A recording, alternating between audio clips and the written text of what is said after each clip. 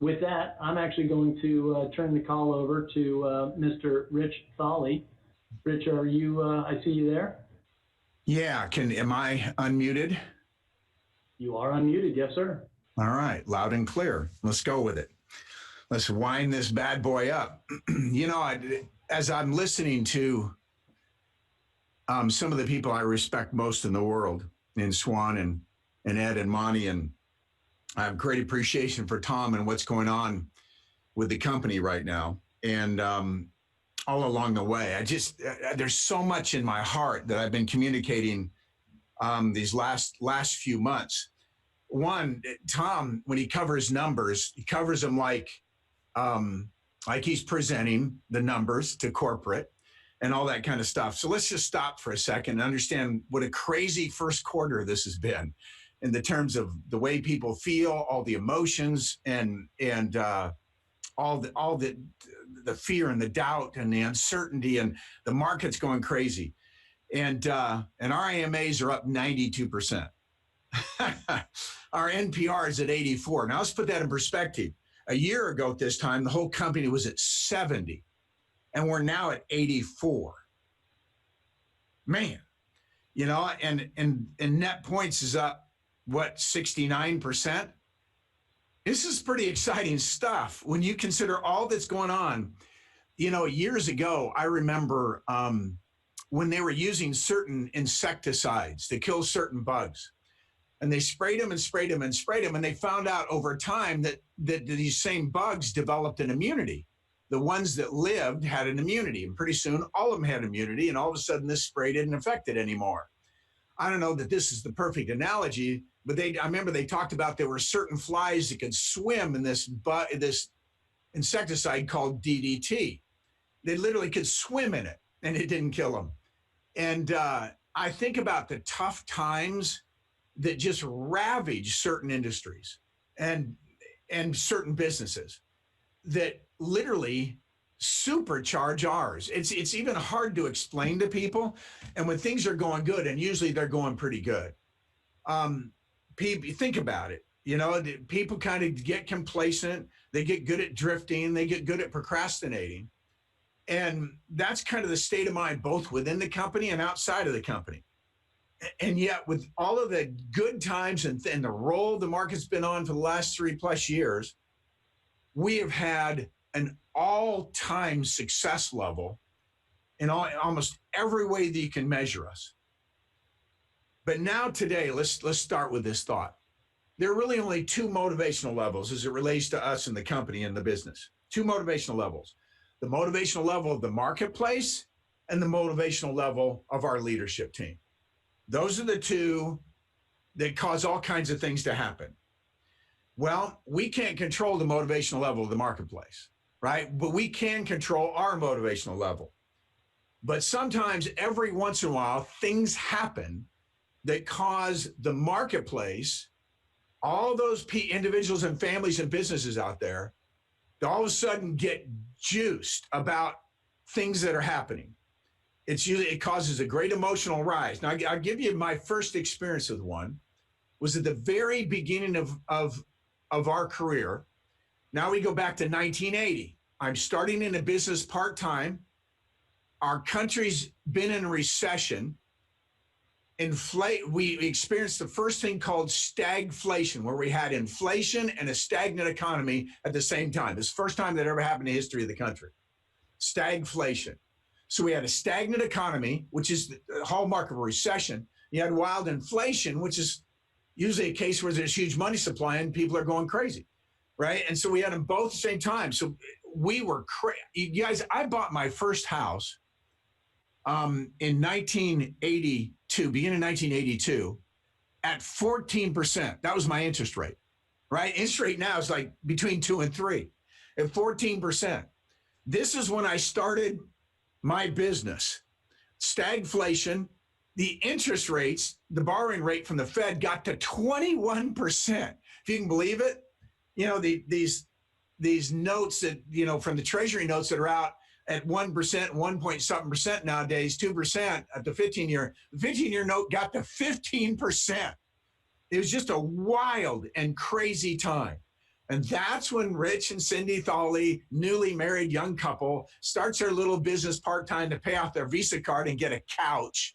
And it took off like a scalded rabbit, right? And I mean, literally, a little over 2 years later, I got $1 million in savings selling term insurance. You know, and it was just such an amazing transformation for our lives. And it was just, our whole destiny changed. Our whole reality changed, you know, and that was when we started in 1980. Now, let's talk about when we started World Marketing Alliance, the one we left, right, what had morphed into PFS, and we started WMA. And when did we start WMA? 91, 92. Guess what we had again? Another recession. And guess what happened? Well, during that time, with my top income that I'd made previously, right, in the previous company, all of a sudden, 2.5 years into this, I'm out earning what I'd made in my best year in the previous 11 years. I'm out earning it by 3 times. And because all of a sudden, and with all the things that Swan mentioned, all of a sudden we decided, well, we're going to represent a securities product. So life insurance license isn't enough. And we all had to go get a Series 6 and 63. And we weren't even in Canada yet. And Series 6 and 63 were all going crazy. Nobody, I mean, like 6 of us in the whole company had them, right? And yet, as Swan mentioned, we rocketed it out of that. WMA got through its first couple of years, and we were tearing it up, right? And incomes exploded. We were having experiences that we'd never had before. What an amazing time that was.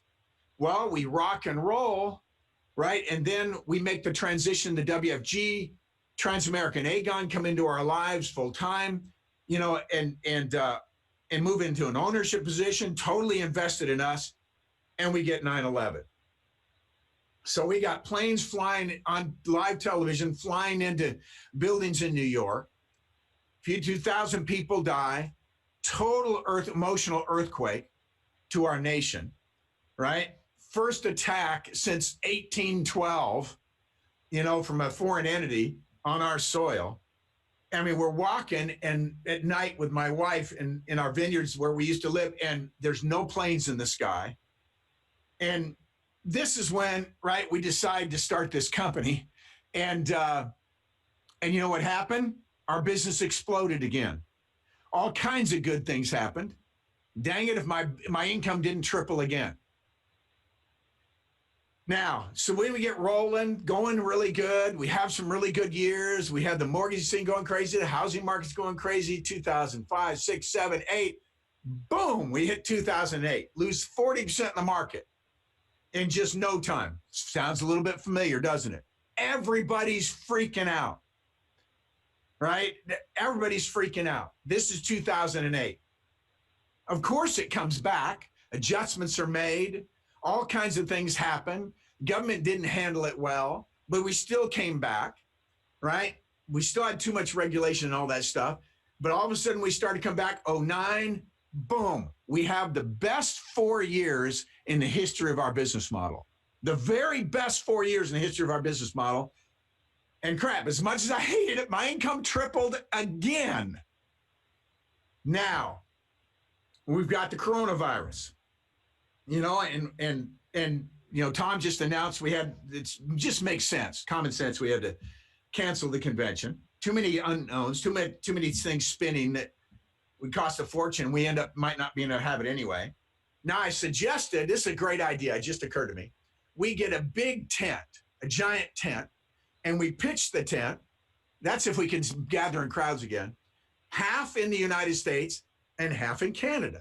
Right? We just straddle the line, somewhere like up around Montana. And we put the Canadians on one side, that way they don't have to cross over. And we put the U.S. on this side, and we're all staying on our soil.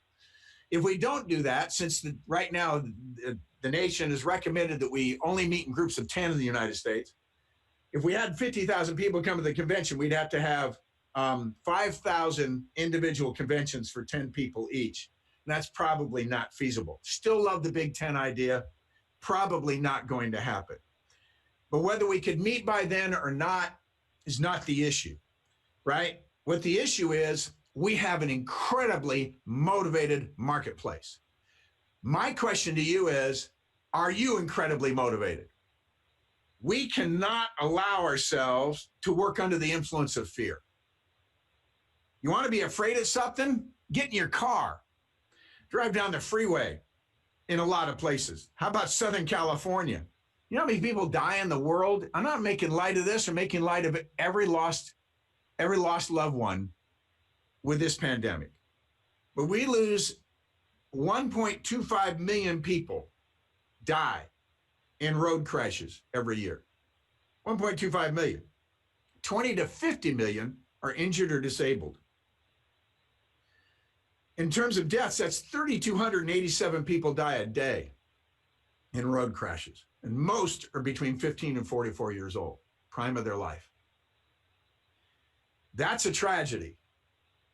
We kind of just accept that. That's just the way it is, right? But there it is. We hardly talk about it. Every once in a while, there's a little news piece. Some stats are mentioned. They go right over our head. But that's a real thing we live with. And it's going to be there tomorrow, next year. We may, this is crazy as this sounds, we may have a net gain in lives saved because not many people are on the road right now. But that'll change. We'll all get back on the road. The statistics of that with automobiles, with road crashes will come right back up to where they are. And it's a sad thing. It impacts millions of families. But we live with it. And it's something we're going to live with next year, 10 years from now, 20 years from now. Maybe with other cars and other steering things and technology, we can greatly diminish that. But this pandemic, it's going to be over. It has a shelf life. It has an expiration date. We don't know exactly what it is, but we have an expiration date. It might be a few months. It might be 6. Usually these kind of bugs taper off during the summer, tend to kick back up in the winter. Well, by next winter, we probably have a cure. Not like the whole world isn't working on it. Every pharmaceutical company, every lab on the planet's trying to be the first to come out with that, because that's a windfall and then some to be the people that produce it. But it'll come. And there will be other challenging times for other reasons. I mentioned, times in 1980, times in beginning of 1990. Right, terrorist attack here in this country in 2001, market crash in 2008, pandemic now, coronavirus pandemic, in 2020. And there will be other things. But one thing I know that's happened with each one of those challenging times, that time of adversity, is people listen more. How many people right now, everywhere, are wishing they had another 10, 25, 50, 100,000 in savings? How badly do they do that? I talk to people about preparing, about doing a little food storage, about storing a little water. I'm in earthquake country, right? Having a go kit and some walking shoes in your car in case you're away from the house when the quake hits and you can't drive it. I just talk about simple stuff like that. I mention stuff like that now. People are all over me. Why? Because they're listening. Because life just got real uncertain. But I want you to understand also a little bit about the news, and so that you can counsel your people with this. You got to understand, right? How does the news make their money? How most things on the internet make their money. They make it through advertising. Well, how much did they get to charge for the advertising? Well, it depends how many people watch. Well, let's see. Since I make my money from that, and I make my money from how many people watch, I've got to try and make sure our programming is done in a certain way that gets a maximum number of people to tune in. So what happened several weeks ago? Everything turned to counting every person who possibly could have it. Doesn't even matter if they're symptomatic. I remember they said three athletes on Cleveland, right? On the basketball team, the NBA team, had tested positive for coronavirus. They didn't mention that 2 of them didn't even have symptoms, right? It's zero effect on them. Another one was, cold, like a cold, which is the way it is for most folks. Does not diminish the tragedy of each one. Does not diminish the need for doing what we're doing to protect the elderly especially. But I tell you what, we have a few younger people pass from it, and boy, they're all excited about that. I'm not saying they're bad people, but they trumpet this stuff. Trumpet it. And more people watch. And there's an economic incentive for all of that.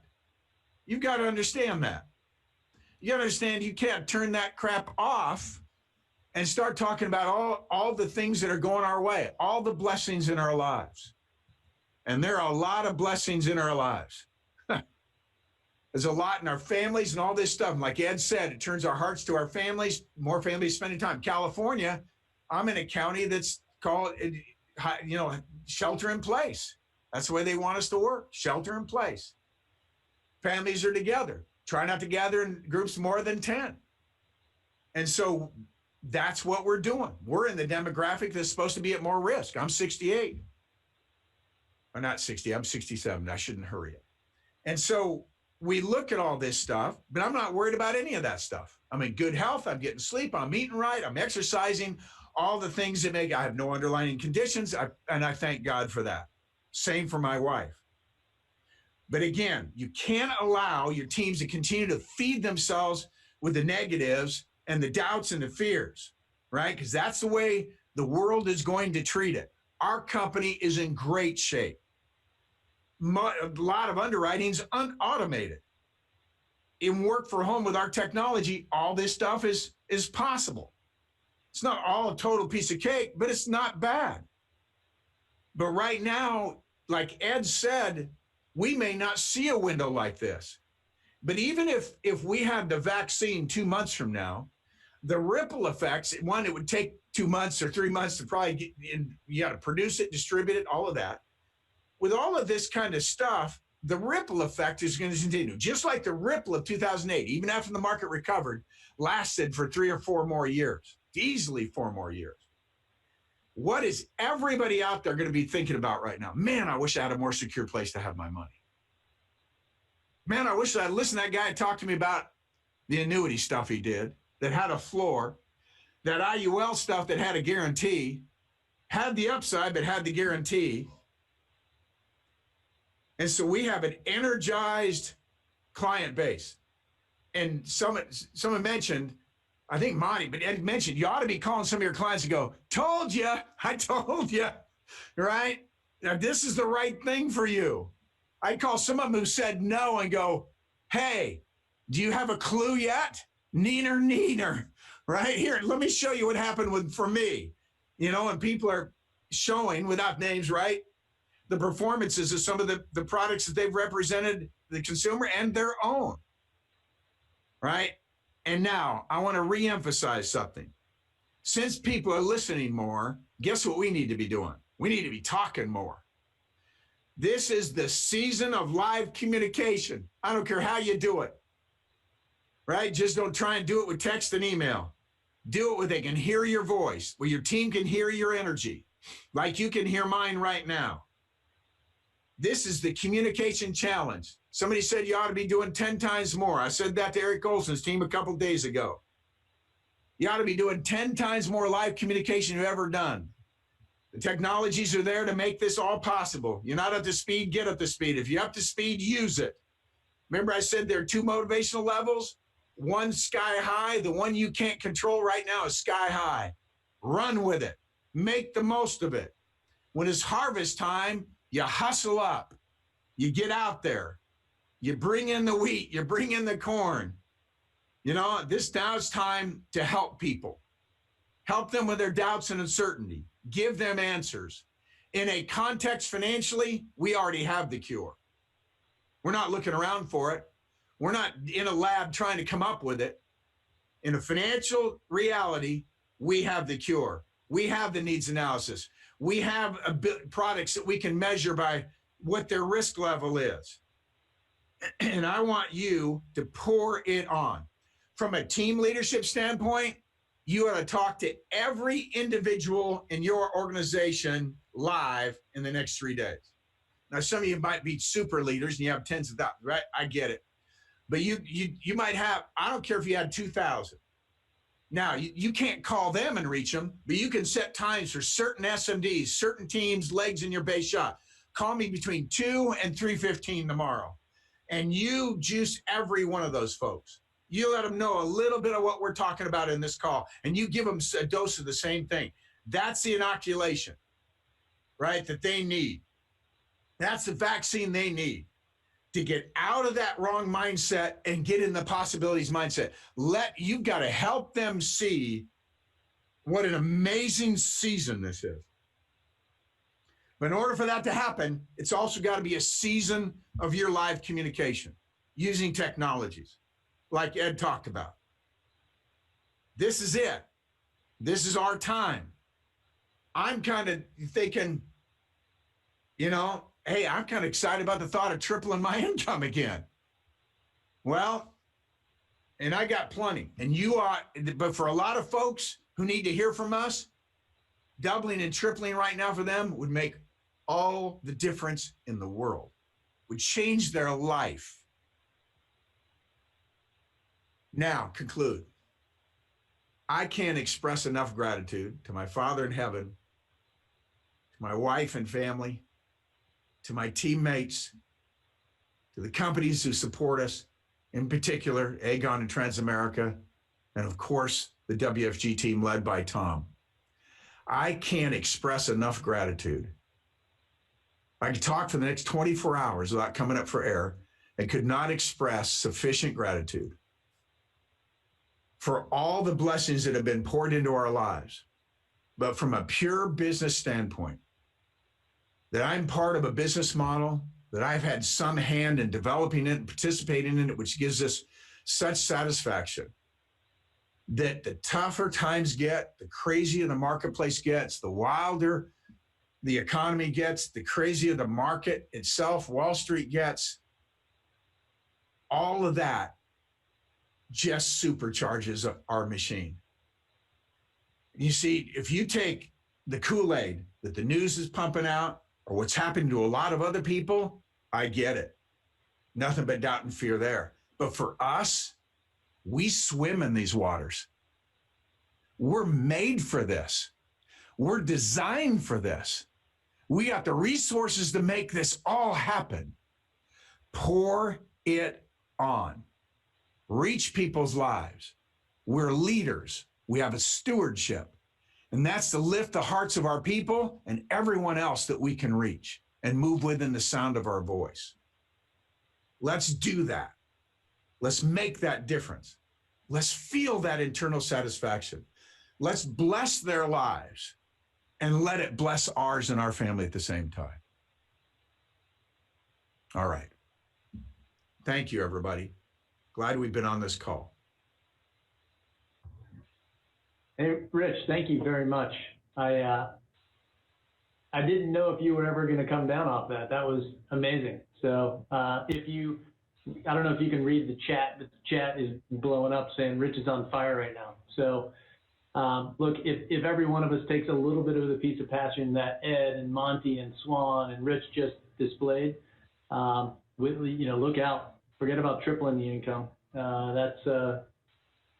That would be on the low end. So, it's funny, Rich, you and I have talked about this, about Ford versus Ferrari, but you went a little Ford versus Ferrari there on me reading the numbers. But I have had the fortunate opportunity in the last month, so I'm still in corporate mode right now, of meeting with the Aegon board, of meeting with the Transamerica corporate board, and meeting with the Americas Management Board, who runs Transamerica in all of the Americas, as well as I spent a day with Lard Friese, who is the new Aegon CEO. And I hope you all know that every time I'm speaking about World Financial Group, I'm actually more inclined to talk less about the numbers, about net point ratio or gross commissions or recruits, and more inclined about talking about the number of families helped, because none of the other stuff matters, which is why it's not natural for me to walk through those numbers.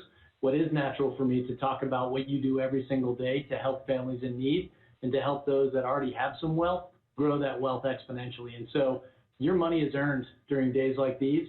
I'll tell you, I've heard directly from clients of Rich Cunningham, directly from clients of Brian Loizo, of all of the great things they're doing with their clients. So I know all of you have asked a question. I know Monty's asked it, and Rich has asked it, and Ed has asked it.